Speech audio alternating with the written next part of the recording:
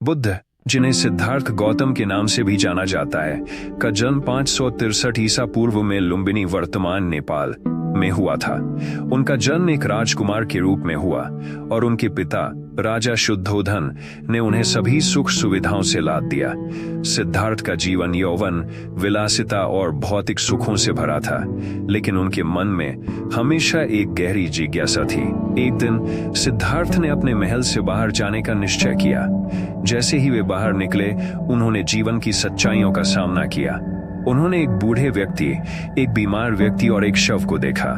इन दृश्यों ने उनके मन में गहरी चिंता और प्रश्न पैदा किए। क्या जीवन का यही अर्थ है?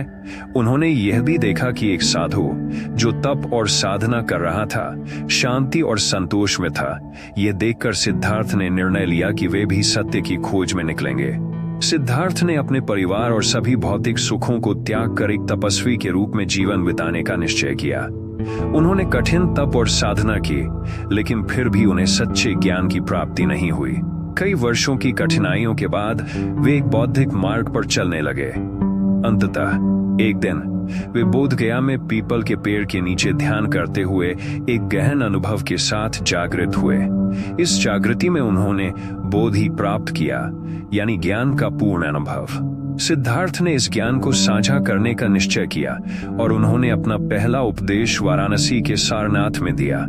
उन्होंने 4 आर्य सत्य बताए: दुख, दुख का कारण, दुख का अंत और दुख के अंत के लिए अष्टांगिक मार्ग। यह ज्ञान लोगों के लिए प्रेरणा का स्रोत बना।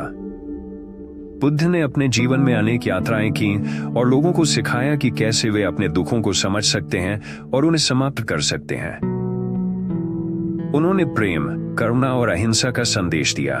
उनकी शिक्षाएं आज भी लोगों के लिए मार्गदर्शक हैं और ध्यान और साधना के माध्यम से आत्मज्ञान की ओर ले जाती हैं। बुद्ध का जीवन एक प्रेरणा है कि सच्चे सुख की खोज भौतिक वस्तुओं में नहीं, बल्कि आत्मा के भीतर होती है। उन्होंने हमें सिखाया कि जीवन की कठिनाइयों को समझकर ही हम सच्चे अर्थ में स्वतंत्रता प्राप्त कर सकते हैं।